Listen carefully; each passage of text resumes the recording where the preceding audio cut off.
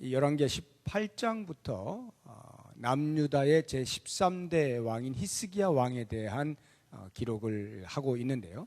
이 히스기야 왕은 남유다의 3대 성군의 한 명입니다.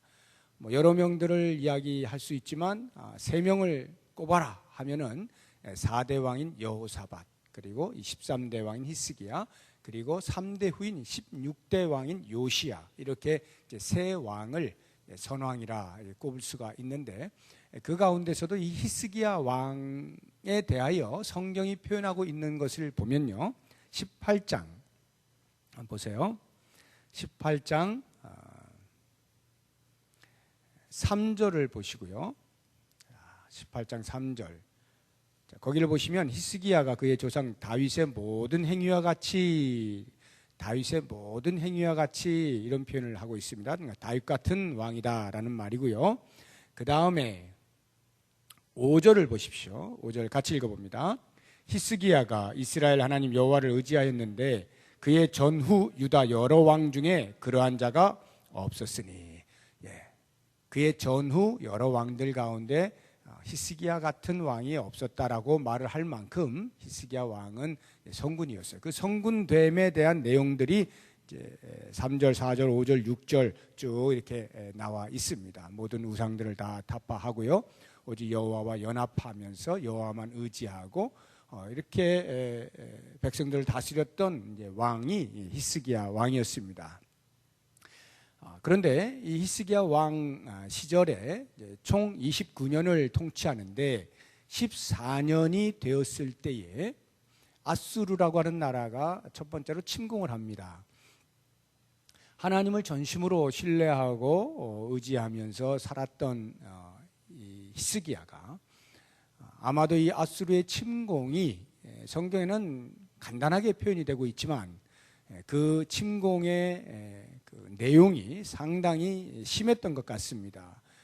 그 아수르 그 비문에 보면 약 20만 명이 포로로 잡혀갈 만큼 큰 전쟁이었고요, 황폐화가 되었던 것임을 보면 이 히스기야 왕의 그 반응에 대해서 어느 정도는 그럴 수 있겠다라는 생각이 드는데요. 히스기야가 그러한 아수르의 침공에 대하여서 도저히 견디다 못해서 아수르 왕과 조공을 협약을 합니다. 그래서 금 30달란트, 은 300달란트를 바치겠으니 제발 좀 돌아가시오라고 해서 조공 협약을 해서 아수르에게 조공을 따박따박 바치게 됩니다. 그렇게 해서 돌아간 아수르가 어찌된 영문인지 제2차로 또 침공을 합니다. 예루살렘을 포위했습니다. 그리고는 세 사람이 그 아수르의 왕 사네립에 의해서 파송을 받는데, 그 가운데 랍사게라고 하는 장수가 이스라엘을 향해서, 그 남유다를 향해서 큰 소리로 조롱을 하고 모독하는 말들을 합니다. 그 내용들을 보면 히스기야 말을 듣지 말아라. 백성들아, 너희 왕 히스기야는 순 거짓말쟁이다. 그가 하나님만 의지하라고 하지만 사실 하나님만 의지해서 된 게 뭐가 있느냐. 지금 우리 앞에서 너희들 꼼짝 못하고 포위당하고 있지 않느냐. 히스기야 말 듣지 마 하고는 내부에 불신을 조장을 하고, 그리고 이 강력한 아수르의 군대 앞에서 어느 민족 어느 신도 넘어가지 않은 나라와 민족이 없다라고 하는 것으로 위협을 하고요, 뿐만 아니라 너희들이 항복하면 우리가 너희가 평소에 살던 것처럼 살게 해주마라고 하는 회유 정책도 씁니다. 이러한 랍사게의 말에 대하여서 히스기야 왕이 내보낸 그 대신들을 통하여 듣게 되어진 이 히스기야가 백성들에게 일체 대답을 하지 못하도록 명령을 합니다. 그리고는 그가 성전에 들어갑니다. 자기의 옷을 찢고 굵은 베옷을 입습니다. 그리고는 그 대신들에게도 굵은 베옷을 입게 하고 이사야 선지자에게 가게 합니다. 너희들은 빨리 가서 이사야 선지자에게 이러한 상황을 이야기하고 중보 기도를 요청해라. 이렇게 이제 요청을 합니다. 그래서 이사야 선지자가 그 소리를 듣고 이제 히스기야 왕에게 또 즉각적으로 응답받은 내용들을 설명을 해줍니다. 그러는 사이에 이 랍사게가 자기의 왕인 사네립이 있는 곳으로 물러갑니다. 라기스라고 하는 곳에 있다가 림나라고 하는 큰 성읍과 이제 전쟁을 벌이고 있는 그 사네립에게 가서 여차여차하다라고 이렇게 이야기를 하는 그 와중에 이 사네립이 이제 구스 왕으로부터 도전을 받습니다. 전쟁 도전을 받게 되어지는데요. 그 당시에 사네립이 이렇게 남유다 쪽으로 내려왔던 것은 남유다를 치기 위함도 있지만 그것보다는 그 당시에 아수르에 의하여서 조공을 바치던 약소 국가들이, 지중해 연안에 있는 많은 약소 국가들이 못 살겠다, 매년 이렇게 많이 바치고서야 어떻게 우리가 살겠나 하고는 반아수르 정책을 펼치고 그러한 민족들끼리 모이는 겁니다. 힘을 규합하는 거예요. 그러한 때에 이 아수르가 그것을 진압하기 위해서 내려와 있는데, 이 남유다도 역시 마찬가지로 히스기야의 아버지였던 아하스 왕이 친아수르 정책을 펼쳤던 것에 대하여 히스기야가 그것을 철폐하고 반대하다 보니까 그것을 힘으로 이제 누르려고 하는 찰나였고, 그리고 그 구스 왕이 이 아수르 왕과 대결을 하게 되어질 때에 혹시라도 뒤에서 남유다가 협공을 하면 곤란하게 되니까 이 아수르 왕 사네립이 다시 편지를 써서 사신의 손에 들려서 남유다에 전달을 합니다. 그 서신의 내용이 랍사게가 말했던 것과 흡사하게 너희가 섬기는 여호와 그 신은 아무것도 아니다. 내 앞에서 힘도 쓰지 못하는 거야. 그러니 너희들 빨리 항복하는 게 좋아. 라는 강력한 위협의 편지를 써서 히스기야에게 전달을 하는 것입니다. 히스기야가 그 편지를 받아들고 그 편지를 들고 성전으로 들어갑니다. 그리고는 성전 앞에 그 편지를 펼쳐놓았습니다. 마치 하나님께서 보시라고, 하나님 이거 좀 읽어보십시오, 지금 이렇게 됐습니다 라고 하는 듯 펼쳐 놓으면서 히스기야가 기도를 하기 시작합니다. 하나님은 홀로 하나님 아니십니까? 하나님은 창조주 하나님 아니십니까? 저 손으로 만들어진 신을 섬기는 저들이 하나님을 모독하지 않습니까? 하나님께서 우리를 그 손에서 구원하여 주옵소서. 이렇게 간절히 기도합니다. 그 기도에 대하여서 이사야 선지자가 두 가지로 히스기야에게 대답을 해줍니다. 하나는 아수르 왕에게 주시는 예언의 말씀을 들려주고, 또 다른 하나는 히스기야 왕을 위하여 징조의 말씀을 전해줍니다.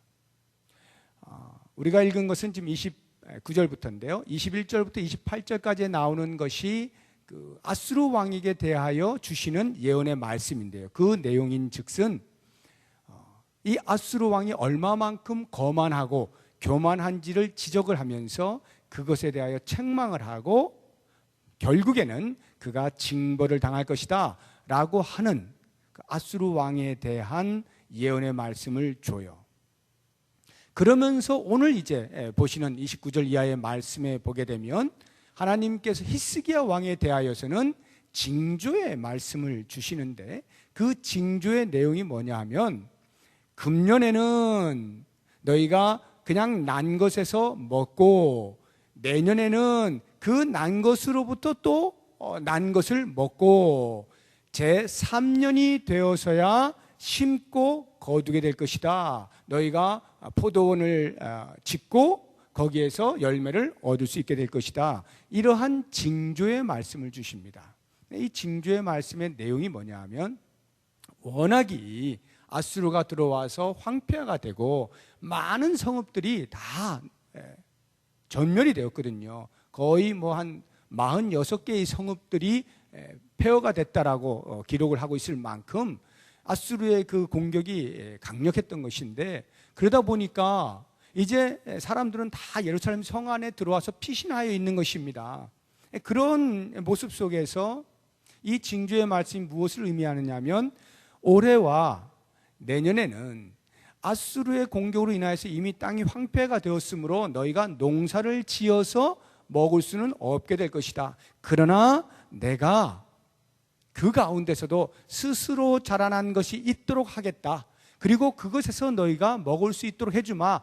올해하고 내년까지는. 그러나 3년째가 되면 이제 너희가 다시금 땅에서 농사를 지을 만큼 완전히 앗수르가 물러가게 될 것이다 라고 하는 것을 보여주는 징조의 말씀을 주시는 겁니다. 그리고는 30절에 보면 유다 족속 중에서 피하고 남은 자는 다시 아래로 뿌리를 내리고 위로 열매를 맺을 것이다 라고 해서 앞으로 회복되어질 것을, 또 번성되어질 것에 대한 징조의 말씀을 주시는 것입니다. 자, 그렇다고 하면 지금 히스기야가 그들의 손에서 우리를 구원해 주십시오 라고 기도를 했을 때 이사야 선지자를 통하여 두 가지로 말씀해 주신데, 하나는 앗수르의 멸망에 대한 예언의 말씀이고, 또 다른 하나는 징조로서 히스기야에게 비록 지금은 황폐하여서 먹을 것이 없어 보이지만 당분간 그럴 것이고 곧 얼마 있지 아니하여서 너희 손으로 얼마든지 농사를 지어서 먹을 수 있도록 내가 해주마 라고 하는 이 두 가지 말씀을 주시는데, 이것을 우리가 한마디로 표현하면 앗수르로부터의 구원이라고 이렇게 할 때에 그 구원을 누가 이루시는가 하는 부분에 대해서 오늘 우리가 좀 말씀을 생각을 해보려고 하는 거예요. 그래서 오늘 말씀의 제목이 31절에 나오는 여호와의 열심히 이 일을 이루리라 라는 것인데요.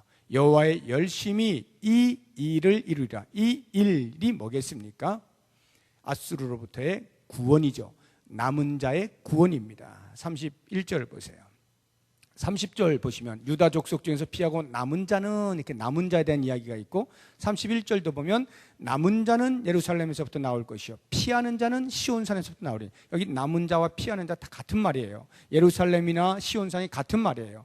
그러니까 그들의 공격으로부터 피하여 예루살렘 성 안으로 지금 피신하여 있는 사람들, 그 사람들을 하나님이 구원하신다라고 할 때 그 성 안에 있는 사람들이 다 남은 자가 되는 것이죠. 앗수르의 공격으로부터 살아남은 자라고 이해를 하시면 되겠는데, 그 남은 자가 신학적으로는 성경에서 매우 중요한 용어입니다. 영어로는 렘넌트라고 하는 것인데, 이 남은 자 사상이라고 하는 것이 신학적으로 아주 큰 줄기를 이루고 있는 아주 중요한 용어입니다. 이런 거예요. 이스라엘 백성들이, 북이스라엘이 앗수르에 의해서 멸망을 당했지 않습니까? 그리고는 지금 남유다 역시도 지금 앗수르의 공격을 받고, 우리는 이미 알고 있습니다만 얼마 후에 바벨론이라고 하는 나라에서 멸망을 당하지 않습니까? 그리고는 바벨론으로 포로로 잡혀가잖아요. 마치 그루터기 하나 남아있지 않고 싹 멸망을 당한 것 같은데, 그 포로로 잡혀간 사람들이 70년이 되어지면 다시 고토로 옛 땅으로 돌아오게 되어지는 그 사람들을 가리켜서 남은 자라고 하는 것인데, 이 남은 자를 하나님께서 남겨놓으신다 이 말이에요. 그 사람들을 보호하신다는 것이죠. 사람들이 볼 때는 이제 유다는 끝났어, 이스라엘은 끝난 거야 라고 하지만, 하나님은 그렇게 남은 자를 비록 포로의 자리에 있게 하실지라도 여전히 남기셔서 그들로 하여금 다시금 돌아오게 만드신다는 건데, 이러한 남은 자 사상이 흐르고 흘러서 결국에는 예수 그리스도에게로 도달하면서 그 그리스도의 십자가와 부활을 중심으로 하여서 새롭게 모이는 그리스도 공동체, 일원들을 가리켜서 남은 자라 이렇게 말하는 것입니다. 그렇게 볼 때 오늘날에 예수를 믿고 있는 우리들이 역시 그 남은 자 안에 들어와 있는 것입니다. 이 남은 자에 대하여서 어떻게 하신다는 거예요? 구원해 주시겠다. 앗수르의 손에서부터 건져 주시겠다. 이것을 오늘 우리로 적용해서 이야기하면 이 세상으로부터 우리를 보호해 주시겠다. 내가 너를 죄악 가운데서 구원하여 천국에 이르기까지 그 구원을 보장시켜 주겠다. 이것을 가리켜서 신학적 용어로 성도의 견인 이렇게 말을 하는 것입니다. 성도의 견인, 하나님께서 구원을 시작하셨는데 그 구원이 맞춰지기까지, 완성되기까지 그 모든 구원을 하나님이 이루어 가신다. 그 구원은 변개하지 않는다 라고 하는 것이 성도의 견인인데요, 이것이 이 남은 자 사상 안에 들어와 있는 것입니다. 바로 이 일, 남은 자를 구원하시겠다고 하는 이 일을 무엇이요? 여호와의 열심히 이루겠다라는 거예요. 여호와의 열심, 그것이 남은 자의 구원을 반드시 이루어 내겠다라고 하는 거예요. 이 여호와의 열심이라고 하는 이 열심, 우리가 무엇인가 열심을 낸다라고 하는 것은 우리의 감정 아닙니까? 정서적인 부분이잖아요. 하나님은 영이시기 때문에 이러한 표현들을 가리켜서 우리가 신인 동형론적 표현이다 이렇게 말을 해요. 그래서 성경에 보게 되면 하나님이 뭐 후회를 하셨다든가, 하나님이 한탄을 하셨다든지, 하나님께서 질투를 하신다든지, 하나님이 분노하셨다든지 하는 이런 표현들은 전부 우리 인간들이 신이신 하나님을 이해할 수가 없잖아요. 그래서 그나마 인간으로서 그 하나님을 이해하기 위하여, 다 이해하지 못하더라도 최소한 이해하기 위하여 주어지는 언어적 수단이 이 신인 동형론적 표현이에요. 그래서 하나님의 열심히 우리를 구원하시겠다라고 할 때 그 열심이라고 하는 말은 이런 겁니다. 이 마음에 사랑하는 사람을 누군가에게 빼앗겼을 때에 찾아오게 되는 자연스러운 감정이 있죠. 그게 뭐예요? 질투잖아요. 시기, 질투가 막 생기지 않습니까? 이거 내 사랑인데 감히 누가 날 뺏어가 나에게서 하고는 질투심이 유발되지 않습니까? 하나님의 열심이라고 하는 이 열심의 단어의 의미에 질투가 있어요. 그 말의 의미는 하나님께서 당신의 백성들에 대하여 질투하실 만큼 세상이 빼앗아가지 못하도록 강력하게 보호하시겠다라고 하는 그 어마어마한 사랑의 역설적 표현이 열심이라고 하는 단어입니다. 하나님의 열심이 우리 남은 자를 반드시 보호하여 구원해 내신다, 그것을 이루고야 말겠다라고 하는 표현인 것이죠. 그래서 하나님의 열심, 그 질투하심이 어느 정도까지냐, 사람으로서는 상상할 수 없을 당신의 아들을 십자가에서 죽이시기까지의 질투심으로 사탄에게만큼은 결코 내 백성을 뺏길 수 없다라고 하는 강렬한 그 크신 사랑으로 예수를 죽여가면서까지라도, 당신의 독생자를 죽여가면서까지라도 우리를 구원해 내시고야 말겠다라고 하는 그 강렬한 열심, 이 열심이 구원을, 남은 자의 구원을 이루어 낸다라고 하는 것입니다. 오늘 본문의 말씀에서 아주 흥미로운 것은요, 이 하나님의 열심, 여호와의 열심을 또 다른 말로 표현해 놓은 것이 있습니다. 34절을 보세요. 34절을 보시면 내가 나와 나의 종 다윗을 위하여, 지금 여호와께서 말씀을 하시는 겁니다. 이사야의 입을 통하여서 내가 나와 나의 종 다윗을 위하여 이 성을 보호하여 구원하리라 하셨나이다. 이 성을 보호하여 구원하리라, 예루살렘 성을 보호하여 구원하리라, 남은 자를 보호하시겠다, 남은 자를 구원하시겠다, 남은 자를 회복시켜 주시겠다라고 하는 이 구원, 이것에 대하여 위에서는 여호와의 열심이 그것을 이룬다라고 표현을 하고 있고, 여기 말씀에서는 나와 나의 종 다윗을 위하여 이렇게 표현을 하고 있는 것입니다.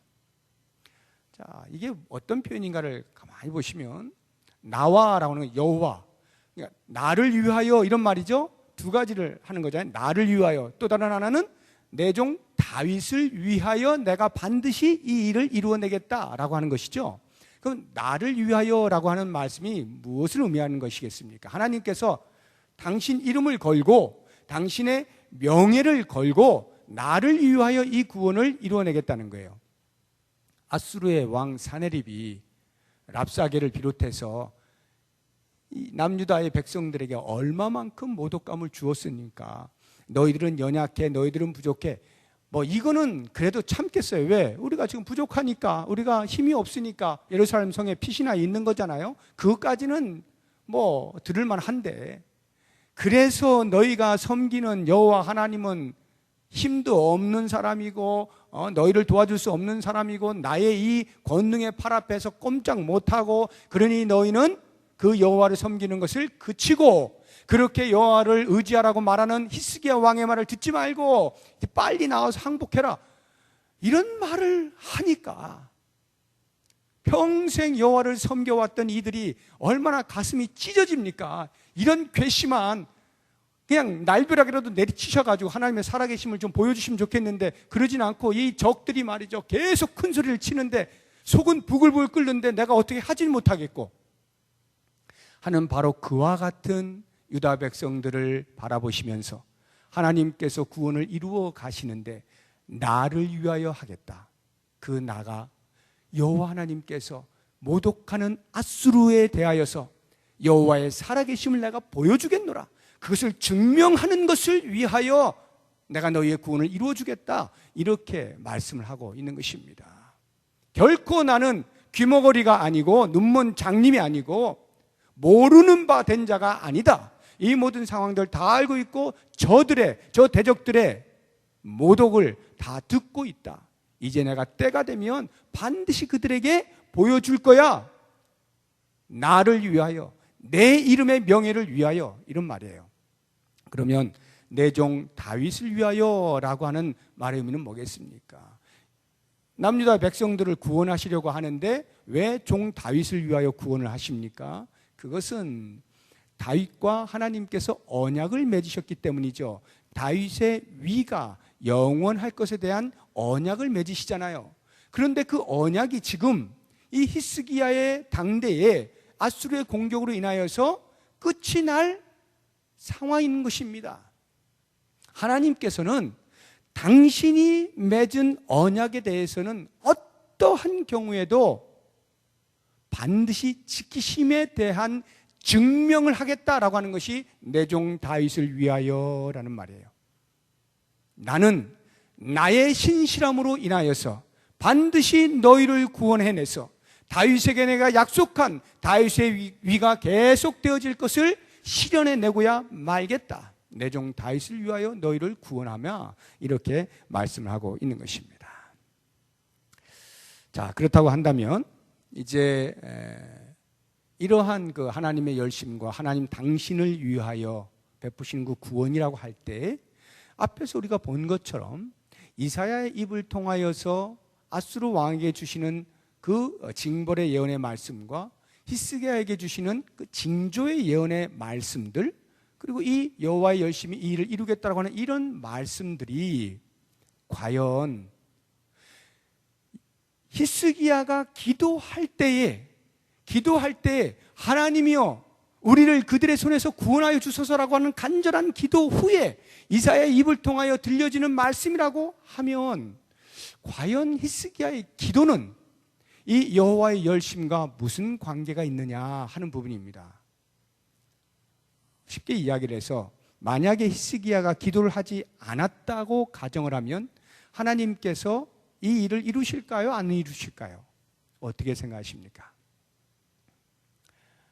정답을 이야기하면 하나님은 히스기야의 기도와 관계없이 당신의 구원의 역사를 이루어 가십니다. 이게 정답이에요.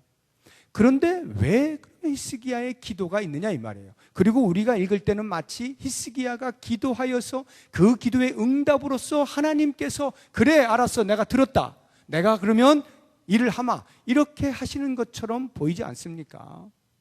그리고 만약 히스기야의 기도와 아무 상관이 없다, 우리의 기도와 상관없이 하나님께서 당신의 일을 이루어 가신다라고 할 것 같으면 그럼 우리는 뭐냐라는 이런 질문에 빠지지 않습니까? 기분이 좀 나빠지려고 그러는 거예요. 야, 이거 나는 뭐야, 이거 내 존재가 뭐야, 우리한테 실컷 기도라고 하셔놓고 내 기도와 관계없이 일을 하신다? 그러면 이해가 좀 안 되는데 라는 생각이 들 수가 있습니다. 바로 여기에서 우리는 하나님께 기도한다라고 하는 우리의 기도가 무엇을 얻어내느냐라고 하는 부분에 대해서 분명하게 알 필요가 있습니다. 우리는 99% 우리도 모르는 사이에 자연스럽게 기도한다라고 하면 우리의 원함을 하나님께로부터 받아내기 위한 수단으로 생각을 하는 것입니다. 하나님 앞에 기도하여서 나의 소원을 아뢰고 그것을 듣게 해서 하나님이 감동을 받으셔서 그 기도의 내용대로 실현해 내시도록 하는 수단이 기도다. 이렇게 보통 우리가 이해가 되고 있는 것입니다. 뭐 틀린 거 아니에요. 일면 그런 기도의 특성이 있습니다. 그러나 좀 더 정확하게 우리가 기도를 이해를 한다라고 하면요, 지금 이 히스기야의 기도와 관련해서 생각을 할 때 여호와의 열심히 이 일을 이루는데 히스기야는 기도했어요.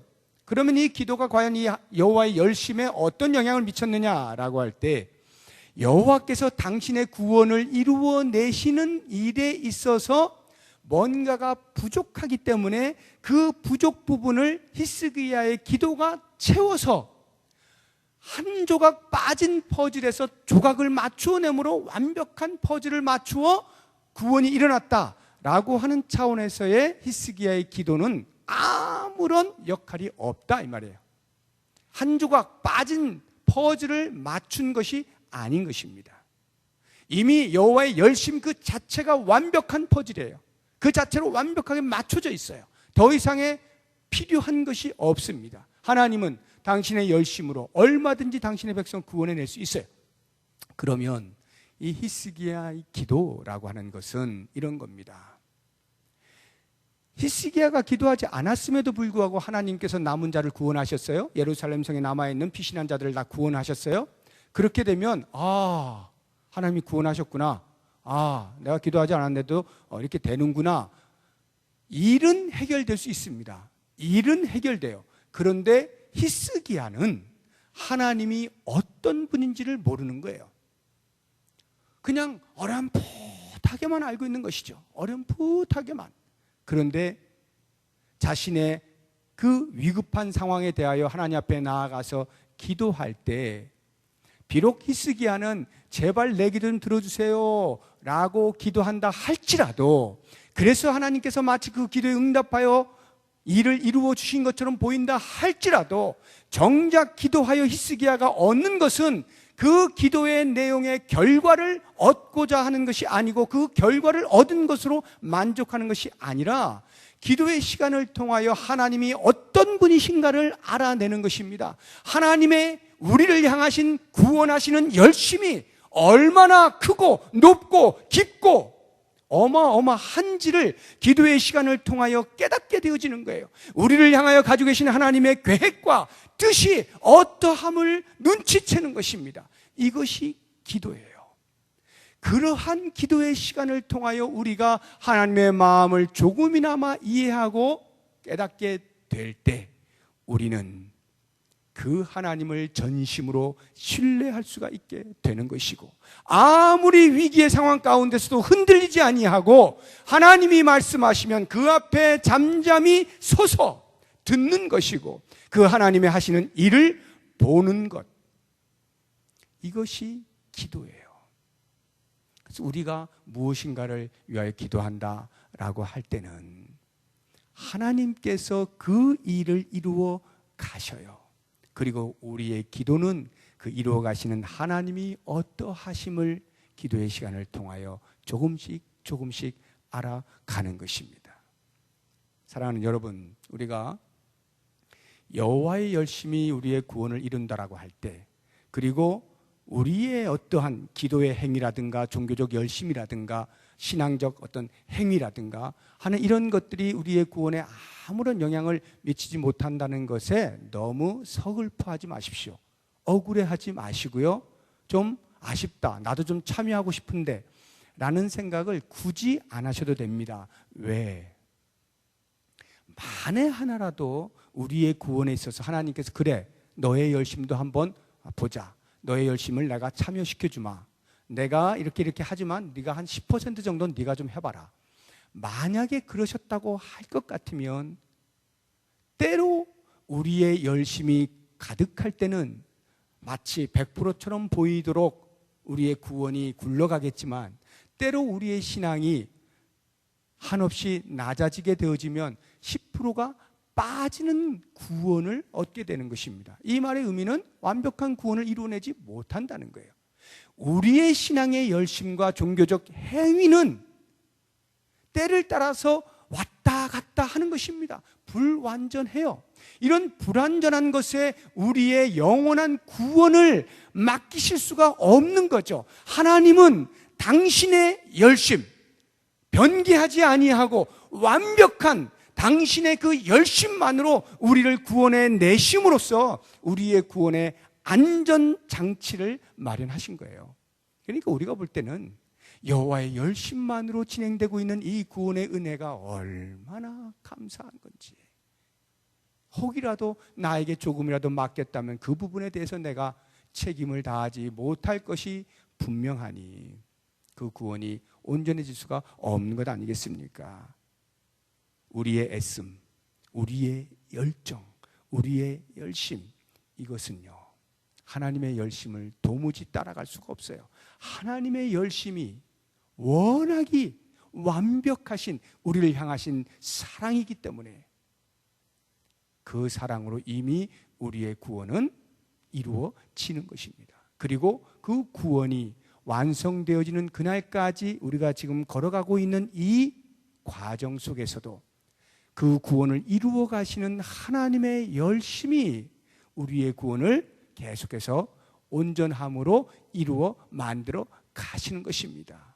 거기에 그 열심으로 말미암아서 오늘 말씀을 보게 되면 정말로 하나님의 열심이 그 남은 자들을 아수르의 손에서 구원해 내셨느냐라고 할 때 그 결과가 35절 이하부터 나오지 않습니까? 한번 보세요. 35절 보니까 이 밤에 여호와의 사자가 나와서 아수르 진영에서 군사 18만 5천 명을 쳤어요.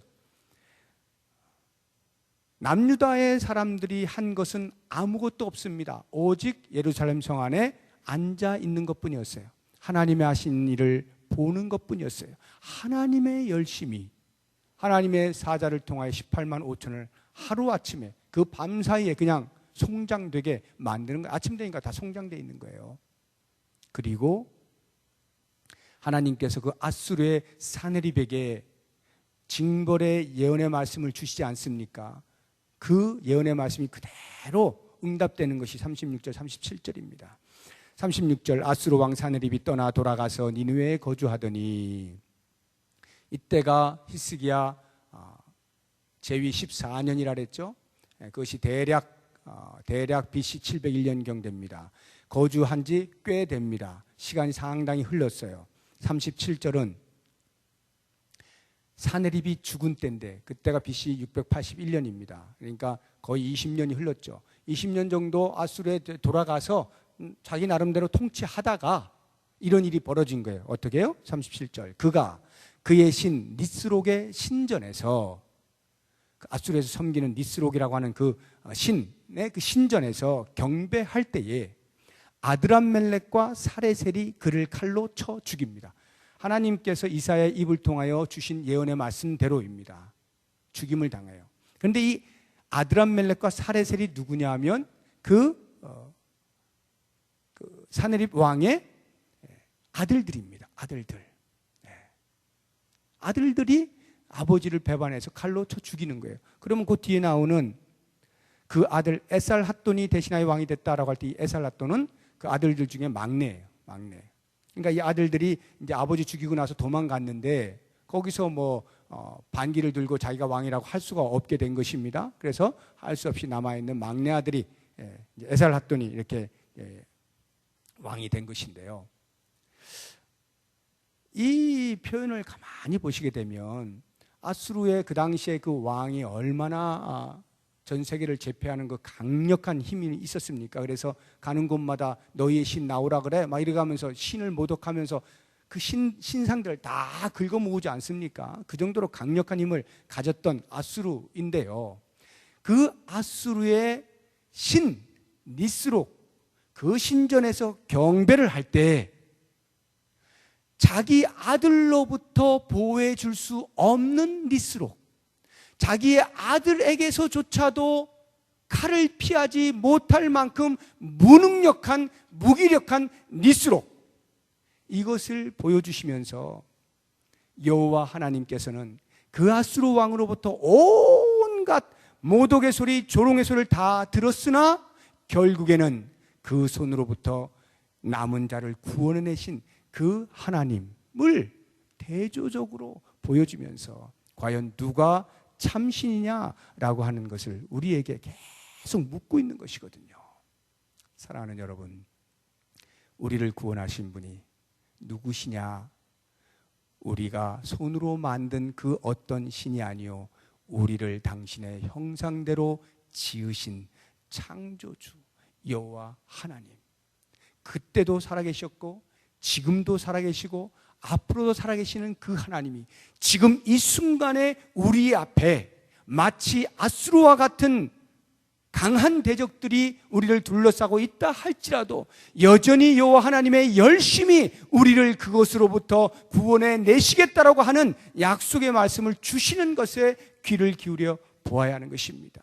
하나님께서 당신의 아들을 십자가에 죽여가면서까지 우리를 구원하셨을 때 그 구원의 완성을 위하여 가고 있는 걸음에 다가오는 대적들을 모른 척 하실 리가 만무하지 않겠어요? 아들까지 죽여가시면서까지 구원해내신 그 하나님이 이제부터 네 맘대로 해라, 또 네가 죄 지으면 어쩔 수 없어, 이렇게 놔두실 분이 아니라는 거예요. 우리를 끝까지 그 구원을 이루어내실 때까지 당신의 열심으로 우리를 계속하여 보호하시고 지키시고 남은 자로서의 삶을 살게 하신다는 이 하나님의 열심 앞에 우리는 그 하나님의 열심이 나에게 얼마만큼 큰가 하는 것을 조금이나마 맛보기 위해서라도 기도의 자리를 찾아 나와야 하는 거죠. 아수르의 대적이 무서워서 낙심하거나 두려워하거나 염려하는 것이 아니라 그건 그냥 놔두고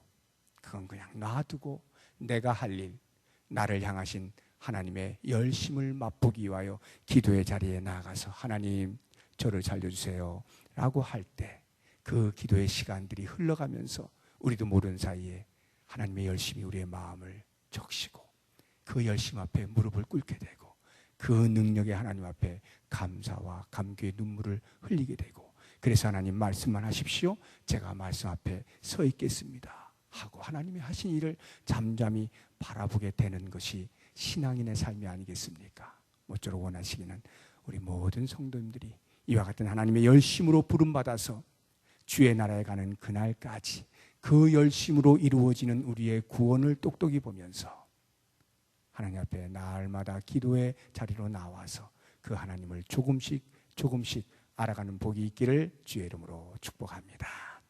기도하겠습니다. 하나님 아버지 고맙습니다. 우리에게